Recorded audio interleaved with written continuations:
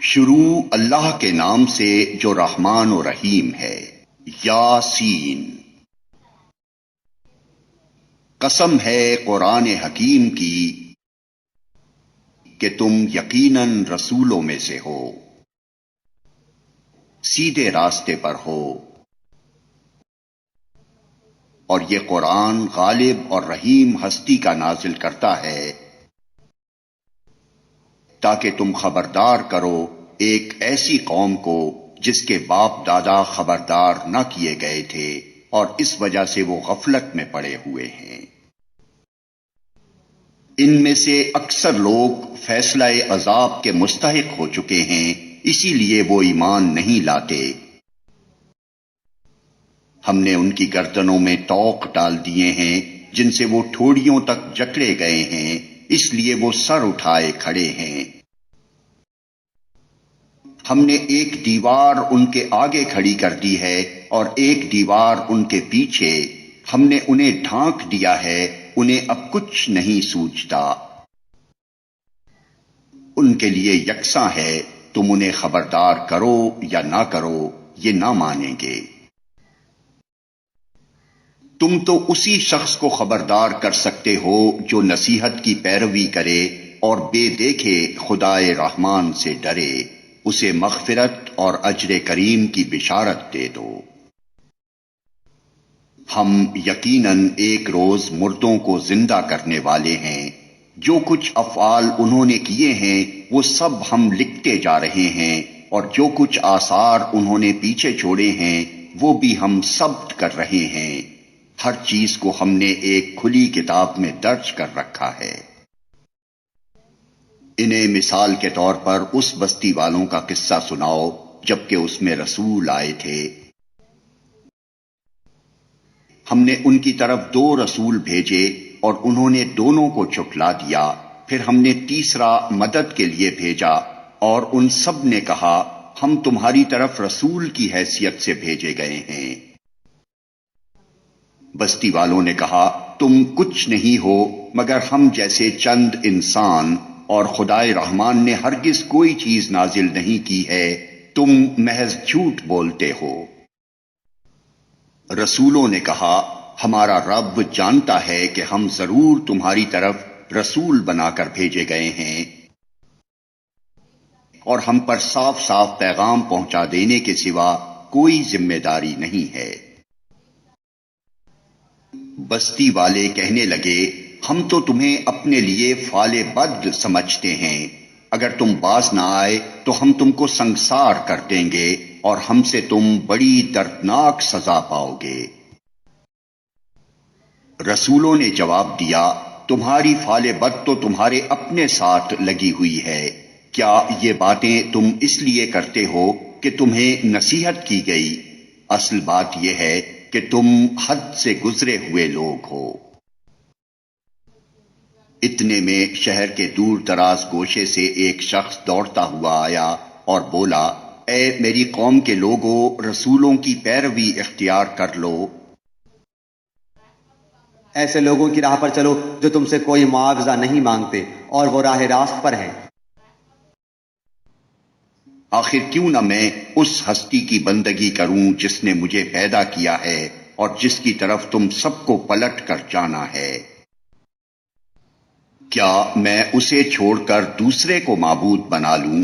حالانکہ اگر خدائے رحمان مجھے کوئی نقصان پہنچانا چاہے تو نہ ان کی شفاعت میرے کسی کام آ سکتی ہے اور نہ وہ مجھے چھڑا ہی سکتے ہیں۔ اگر میں ایسا کروں تو میں سری گمراہی میں مبتلا ہو جاؤں گا۔ میں تو تمہارے رب پر ایمان لے آیا، تم بھی میری بات مان لو۔ آخر کار ان لوگوں نے اسے قتل کر دیا اور اس شخص سے کہہ دیا گیا کہ داخل ہو جا جنت میں۔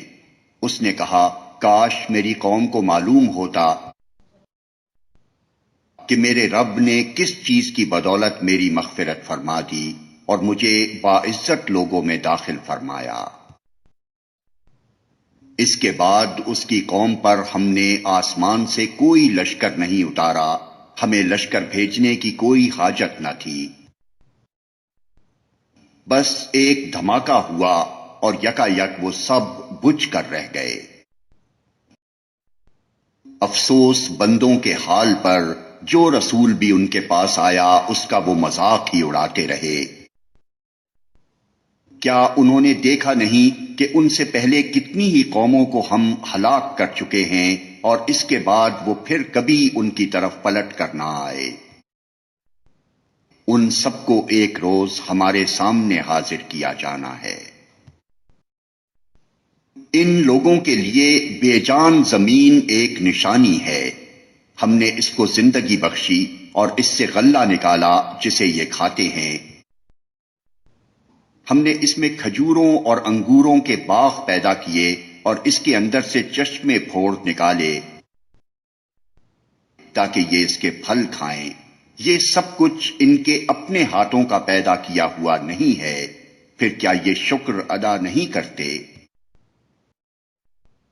پاک ہے وہ ذات جس نے جملہ اقسام کے جوڑے پیدا کیے، خواہ وہ زمین کی نباتات میں سے ہوں یا خود ان کی اپنی جنس یعنی نوع انسانی میں سے، یا ان اشیاء میں سے جن کو یہ جانتے تک نہیں ہیں۔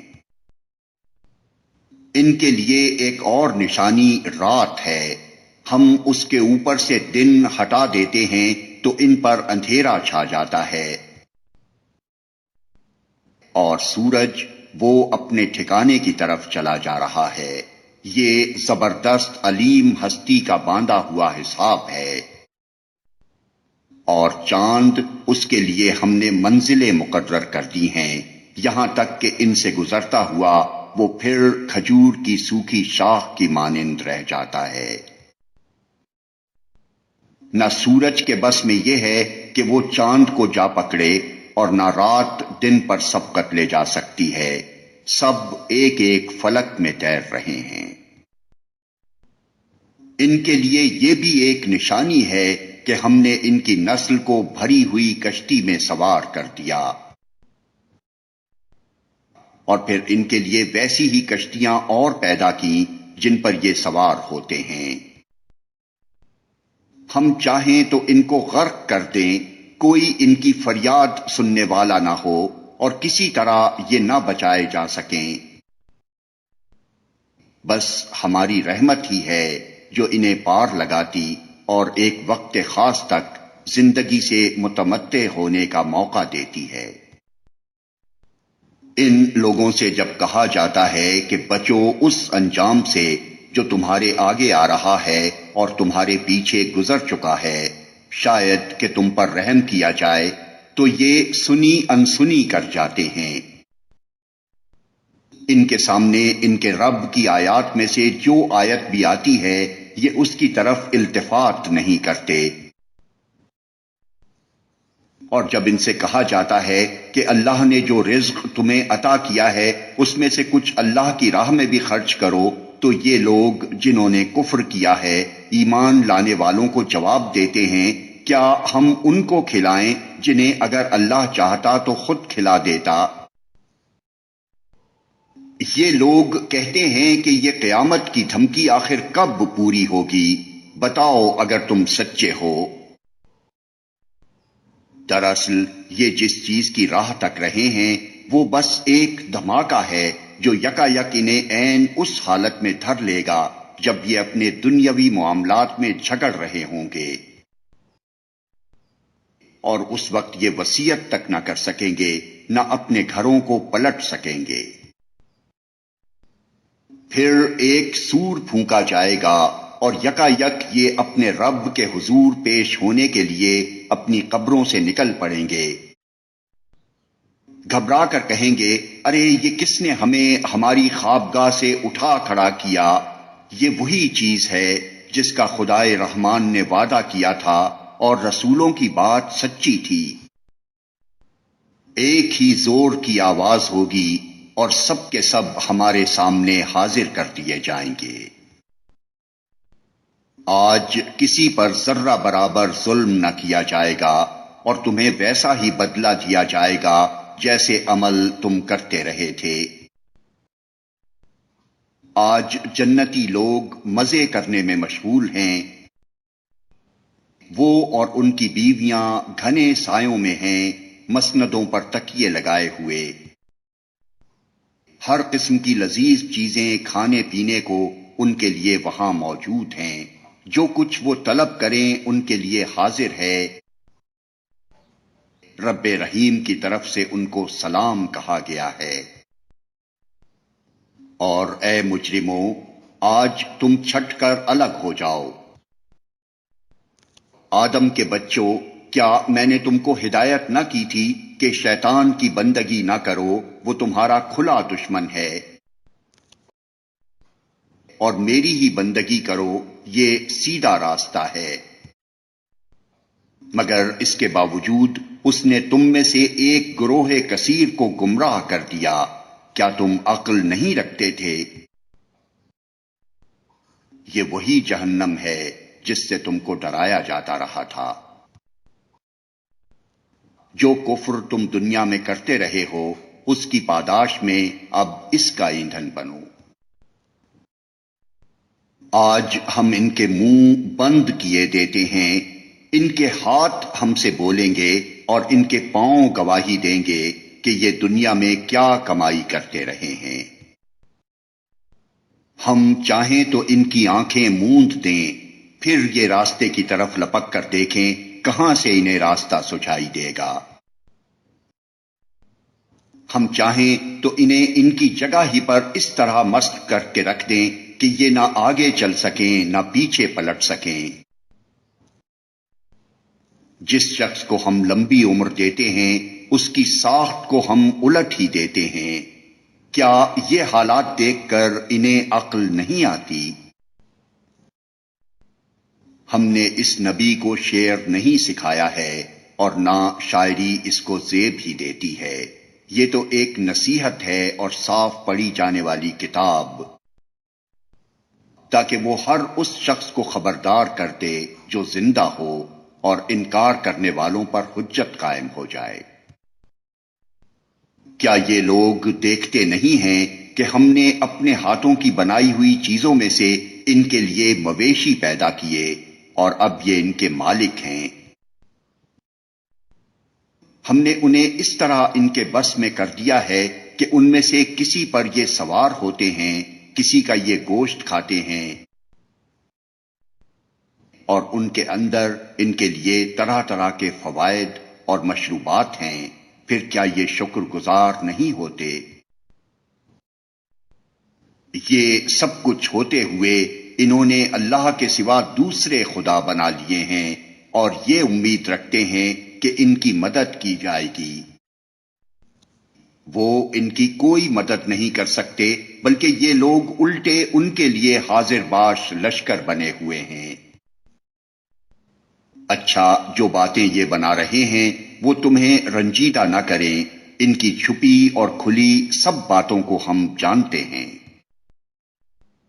کیا انسان دیکھتا نہیں ہے کہ ہم نے اسے نطفے سے پیدا کیا اور پھر وہ صریح جھگڑالو بن کر کھڑا ہو گیا؟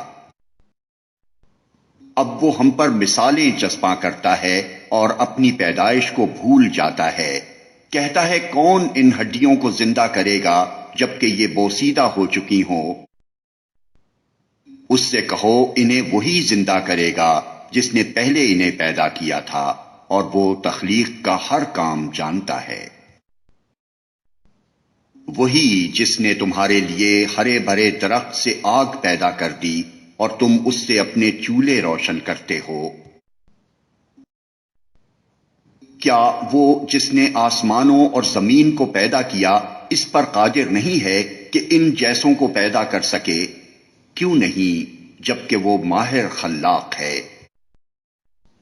وہ تو جب کسی چیز کا ارادہ کرتا ہے تو اس کا کام بس یہ ہے کہ اسے حکم دے کہ ہو جا، اور وہ ہو جاتی ہے۔ پاک ہے وہ جس کے ہاتھ میں ہر چیز کا مکمل اقتدار ہے، اور اسی کی طرف تم پلٹائے جانے والے ہو۔